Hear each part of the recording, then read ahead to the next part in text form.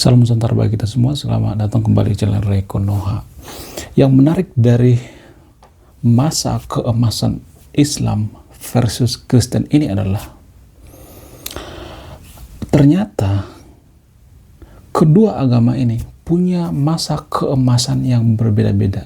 Nah, yang jadi pertanyaan, masa keemasan siapa yang paling panjang? Apakah Islam atau Kristen? Selain itu, yang menarik selanjutnya dari masa keemasan Kristen dan Islam ini adalah ada satu pola ya. Kalau saya perhatikan, kalau saya amati, ada satu pola kenapa bisa agama ini mengalami masa keemasan. Dan pola ini terus berulang ya. Semacam ada semacam roller coasternya gitu ya. Apa itu polanya? Nanti akan saya beberkan ya, pelan-pelan ya. Kita bahas satu-satu dulu ya. Jadi, berikut ini ada beberapa ringkasan-ringkasan gitu. Masa keemasan dan masa kejayaan Islamnya. Dan ini juga yang selalu digembor-gemborkan oleh warga Konoha ya. Kalau misalnya kita mengatakan agama mayoritas di Konoha itu terpuruk, kalau kita mengatakan seperti itu ya, nanti warga Konoha banyak yang mengatakan, lu nggak tahu ya masa keemasan agama kita zaman dulu ya, lu nggak tahu zamannya Ibnu Sina, Ibnu Rus ya, lu nggak tahu siapa yang menemu angka 0 dan sebagainya, bla bla bla bla. Pokoknya panjang ceritanya ya. Kalau udah nanti bahas itu, mereka selalu mengglorifikasi ya romansa masa lalu. Ini akan diglorifikasi gitu, romansa masa lalu. Untuk apa? Untuk menutupi kekurangannya ya. Apa itu kekurangannya? Nanti akan saya bahas juga ya. Ada beberapa masa kejayaan dan masa Kristen ya. Jadi pada masa kejayaan Islam itu, kita mulai daripada kejayaan Islam ya, sekitar tahun 632 sampai 1258 Masehi, sekitar 600 tahun lebih ya. Semua yang saya tampilkan di video ini ada datanya ya. Jadi di antara sahabat yang nonton video ini, kalau misalnya kurang setuju dengan saya, silahkan cek dan recheck datanya. Komplain sama yang bikin datanya, jangan ke saya ya. Pada abad ke-7 sampai ke-8 Masehi ya, penyebaran Islam menyebar sampai ke Timur Tengah, Afrika Utara, dan Spanyol ya, sampai ke Andalusia ya. Ini yang biasa digembur-gemburkan oleh warga Konoha ya. Ya, lihat tuh, Spanyol dulu gereja itu dijadikan masjid lah, dijadikan tempat ibadah dan sebagainya ya. Itu biasanya keluar ini semuanya, jurus-jurusnya ya, jurus-jurus romansa masa lalu warga Konoha. Ya. Selain itu, di abad ke-8 sampai ke-9 misalnya ya. Ini Masehi ya, bukan sebelum Masehi ya.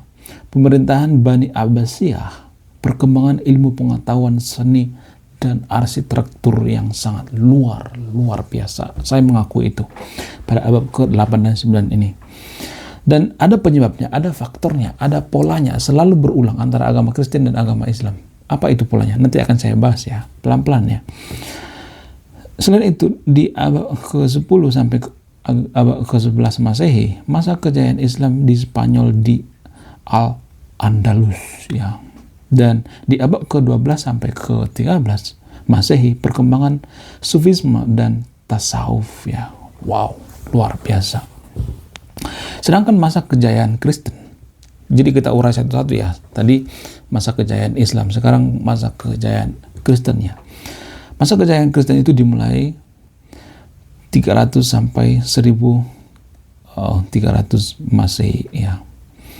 Itu bertepatan pada abad ke-5 sampai ke-4 Masehi ya. Maksudnya mundur ke-4 Masehi ya. Kekaisaran Romawi Timur atau Bizantium menerima Kristen sebagai agama resmi. Selain itu, di abad ke-6 sampai abad ke-7 Masehi misalnya, penyebaran Kristen ke Eropa Barat ya. Dan ini juga yang bikin agama Kristen itu cepat berkembang ya di Eropa saat itu. Selain itu, di abad ke-11 sampai ke abad 12 misalnya Masehi ya, perang salib ya. Perang salib ada pernah kalah, tapi ada pernah menang juga ya. Setahu saya perang salib itu seri ya. setahu saya ya. Siapa yang menang antara Kristen dengan Islam itu seri ya, kalau nggak salah ya.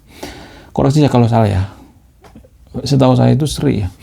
Selain itu, abad ke-13 misalnya, Masehi ya, masa kejayaan gereja Katolik. Wow, luar biasa. Nah, sekarang kita perbandingkan ya antara masa kejayaan Islam dengan masa kejayaan Kristen. Jadi saya di sini netral ya, saya tidak membela agama siapapun ya, mau Kristen mau Islam, karena Kristen juga ada kadrunnya juga ya. Jadi jangan berpikir bahwa di Kristen itu nggak ada kadrun, ada juga kadrunnya, tapi jumlahnya nggak terlalu banyak. Itu bedanya. Perbandingan masa kejayaan di Islam 632 sampai 1258 itu sekitar 600 tahun ya masa kejayaannya. Sementara Kristen 300 sampai 1300 Masehi itu sekitar 1000 tahun. Jadi durasinya itu lebih panjang Kristen ya. Perbedaannya itu 300 tahun lebih. Wow, luar biasa. Jadi Kristen itu masa kejayaannya itu lebih panjang ya.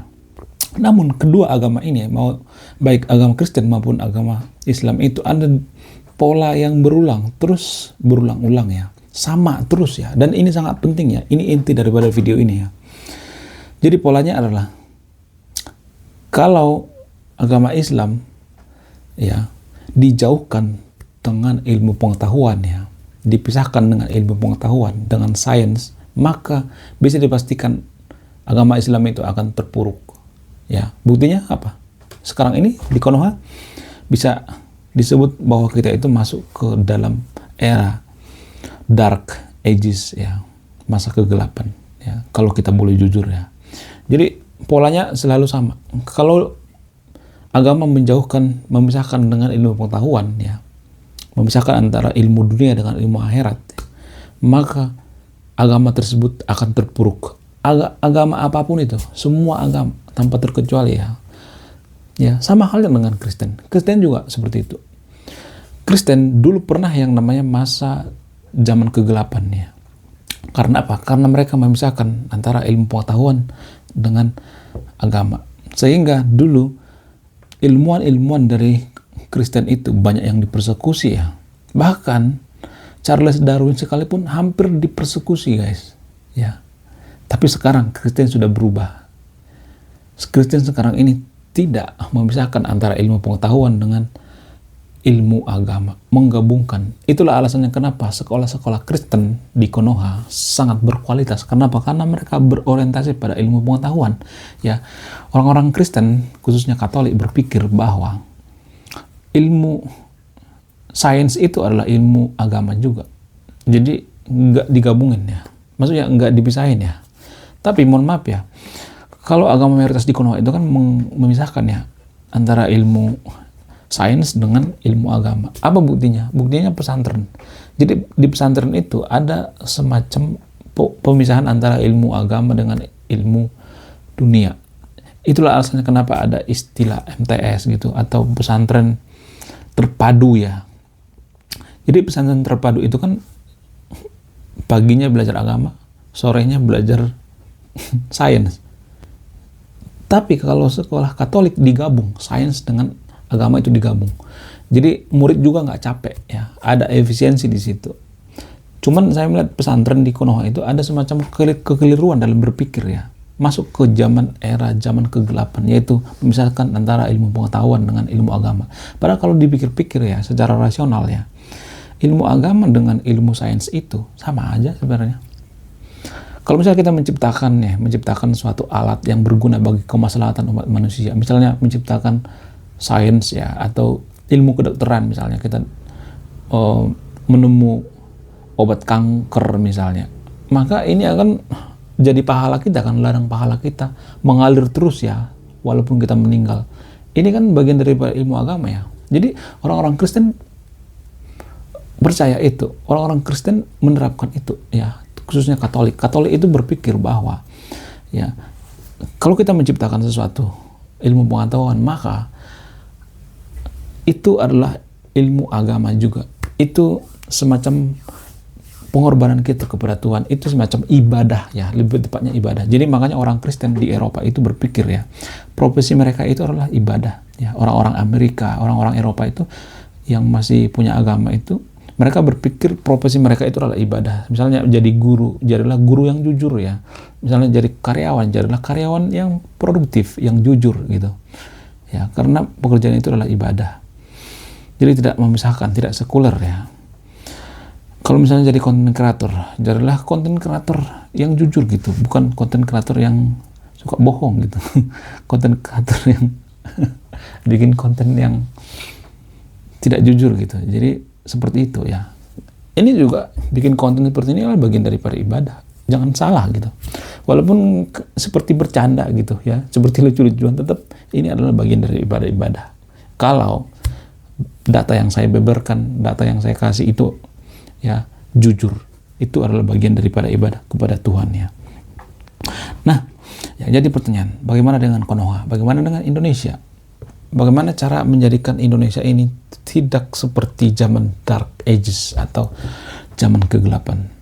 Jadi sebenarnya di video sebelumnya ya, beberapa tahun yang lalu saya sudah jelaskan ini, tapi waktu itu yang nonton paling sedikit doang, nggak terlalu banyak ya. Jadi sekarang ini penontonnya udah lumayan adalah 1000-an ke atas gitu penontonnya. Kalau zaman dulu mah masih 100 ke bawah gitu ya, masih mulai merintis ya, bikin channel YouTube, iseng-iseng bikin channel YouTube.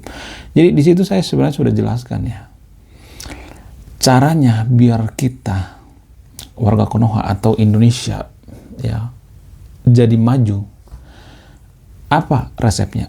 Apa caranya? Jadi saya menciptakan sebuah resep bernama semacam filsafat. Filsafat apa itu? Filsafat adil.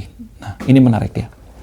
Jadi saya menciptakan sebuah filsafat. Ini belum ada di negara manapun ya. Belum pernah dijelaskan dimanapun. Ini saya ciptakan sendiri ya. Ya, berdasarkan penelitian riset selama bertahun-tahun ya. Jadi Anda yang dengar video ini sangat beruntung ya. Saya memberikan penelitian saya yang sangat berharga dengan gratis ya. Jadi saya menciptakan sebuah filosofi bernama filosofi adil. Apa itu filosofi adil? A itu adalah agama.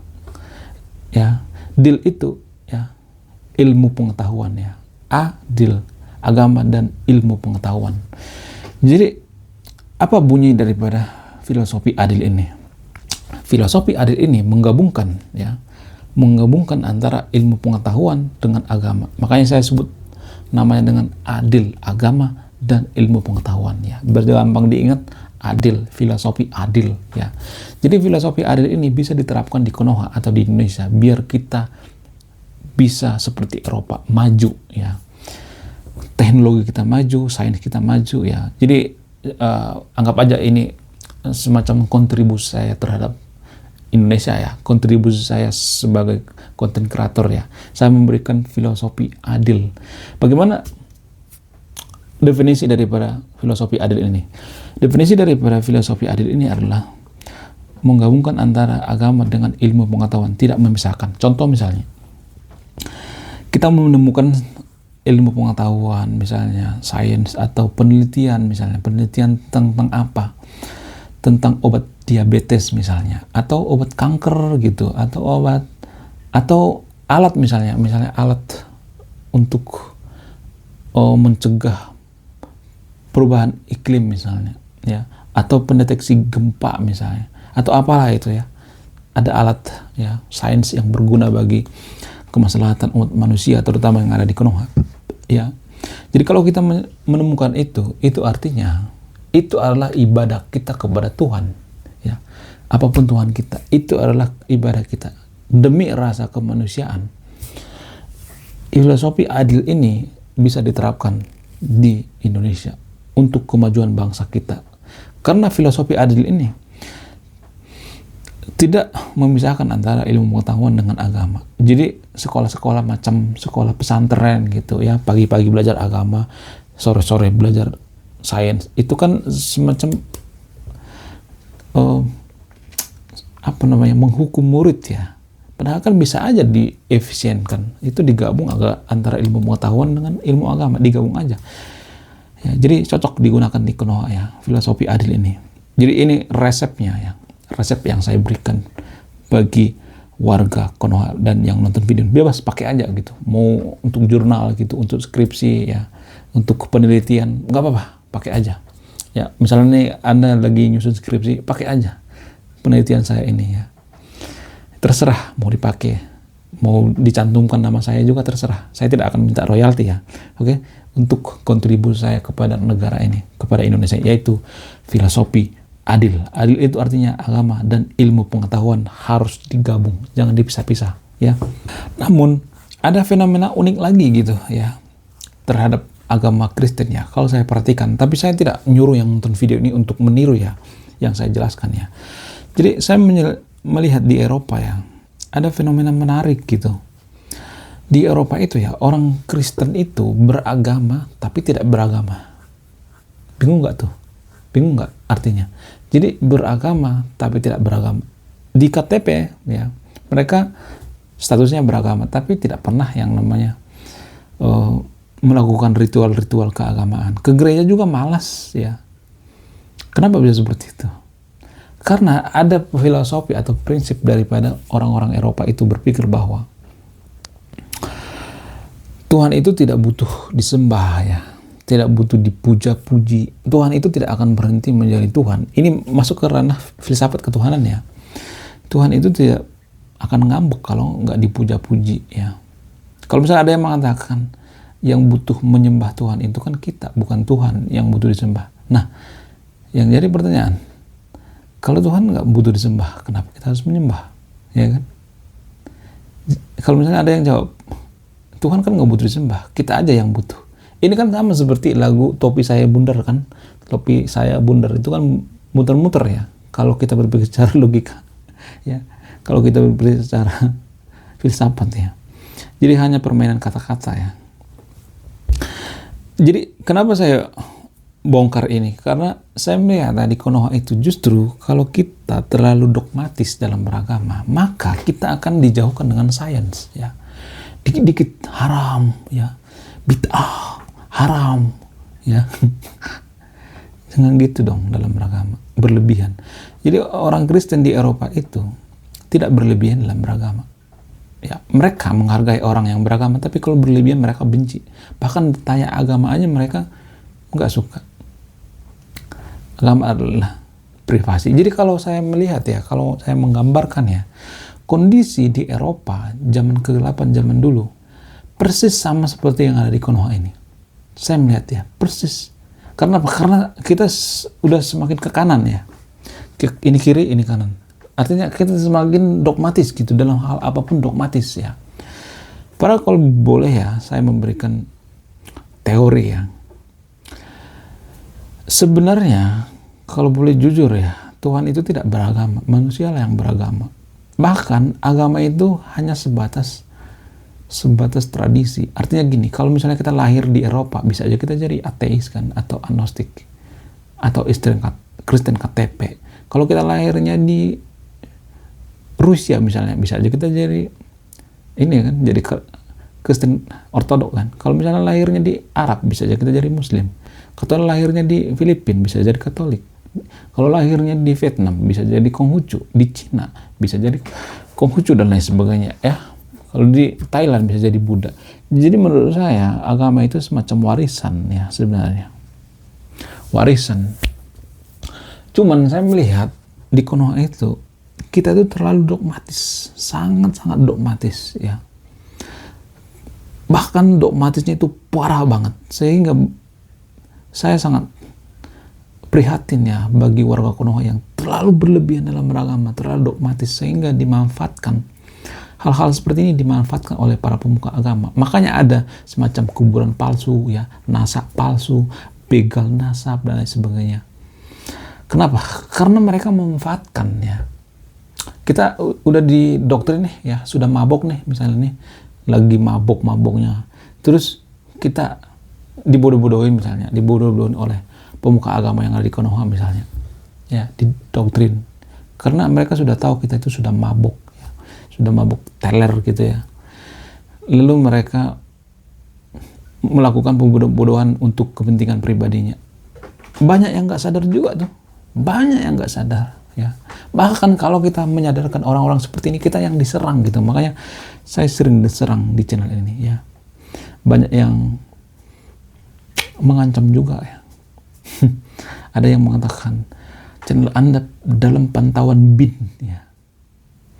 Dalam pantauan BIN, saya juga bingung ya. Kok BIN ngintilin channel saya? Saya kan mau berantas yang namanya orang yang terlalu dogmatis ya. Orang yang terdoktrin. Justru orang yang terdoktrin ini yang sering bikin ulah di Konoha. Kok saya yang dipantau? Kan ini nggak masuk akal. Ya, saya rasa itu cuman gertak sambal ado doang ya. Jadi salah satu bukti lain misalnya, kenapa saya mengatakan bahwa Konoha itu masuk dalam zaman kegelapan dalam beragama. Karena saya menggunakan topeng-topeng seperti ini. Even guru gembul sekalipun ya, atau orang-orang lain, mereka menggunakan topeng dalam menyuarakan kebenaran. Kenapa? Karena kebebasan dalam berbicara itu kita kurang. Ya, kita masih dibungkam ya, terutama masalah agama. Jangan ngomongin agama, sensitif. Kamu jangan ngomongin agama, sensitif. Padahal kalau boleh jujur ya, ya, banyak kebutuhan kita sehari-hari itu berdasarkan agama. Jadi bagaimana mungkin kita tidak diskusi seputar agama kalau banyak keputusan kita sehari-hari itu berdasarkan agama. Kalau boleh ini lagi lebih jujur lagi, sebenarnya banyak kok persamaan dari agama Samawi dengan kisah-kisah Mesopotamia kuno. Ada agama Samawi yang ada di Konoha seperti agama Martas di Konoha, agama Kristen, agama Yahudi, banyak persamaannya dengan agama Mesopotamia kuno. Udah saya bahas di video sebelumnya ya. Ada banyak perbedaannya seperti air bah, ya, epos Gilgamesh ya. Ini hanya namanya diganti ya. Jadi Nabi Nuh. Ada banyak ya. Proses penciptaan ya. Nabi Adam, Nabi Hawa gitu. Ya, konsep tauhid juga. Perayaan-perayaan, kelahiran 25 Desember ya, kelahiran Nabi dalam mitologi Yunani atau Romawi atau Mesopotamia itu udah banyak kok dewa-dewanya. Selalu tanggal 25 Desember. Ada banyak gitu ya. Jadi mohon cek di video saya sebelumnya ya, lebih jelasnya. Jadi kita itu kenapa saya bongkar ini? Dalam kurung saya mengatakan bahwa sebelum kita menganggap bahwa agama kita yang paling suci, agama kita yang paling benar itu, mohon kita berpikir sejenak dulu, apa iya? Ya, kalau misalnya ada yang mengatakan kitab suci itu gedebuk dari langit gitu, ditulis oleh Tuhan, emang Tuhan punya pabrik ballpoint? Siapa yang nulis kitab suci kalau bukan manusia? Ya manusia lah. Siapa lagi kalau bukan manusia? Karena ini adalah background saya, ya. Sastra. Jadi saya tahu mana kitab suci yang ditulis manusia, mana kitab suci yang dibuat manusia, mana kitab suci yang benar, mana kitab suci yang isinya dongeng-dongeng, saya tahu. Karena ini adalah bagian saya, background saya, sastra, karya sastra. Ya. Oke, terima kasih sudah menyimak dan memahami video ini. Ada beberapa poin-poin yang saya sampaikan di video ini, saya ulang lagi ya. Yang pertama tadi itu, masa kejayaan Islam dengan Kristen itu, ya ternyata masa kejayaan Kristen itu lebih panjang ya. Bedanya itu kurang lebih 300 tahun ya. Selain itu, Konoha masih masuk dalam zaman kegelapannya. Jadi saya memberikan semacam filsafat, yaitu filsafat adil ya. Nggak apa-apa, gunain aja untuk keperluan jurnal apa segala macam. Gunain aja filsafat adil ini ya. Adil artinya agama dan ilmu pengetahuan. Filsafat adil ini tujuannya apa? Untuk memajukan negara kita. Adil itu isinya menggabungkan antara ilmu pengetahuan dengan ilmu agama. Jangan dipisahkan. Kalau enggak, kita akan semakin terpuruk. Harus digabungkan ya. Dan yang terakhir ya, jangan kita terlalu berlebihan dalam beragama, menganggap agama kita yang paling suci ya, Tuhannya kita yang paling benar ya. Kita menganggap bahwa agama orang lain sesat ya, sehingga terjadi gesekan-gesekan, terjadi konflik ya. Kapan majunya kita kalau sering konflik ya. Oke, sekian video ini, terima kasih sudah menyimak dan memahami. Saya Ray Konoha, saya akan kabur dulu. Salam rasional.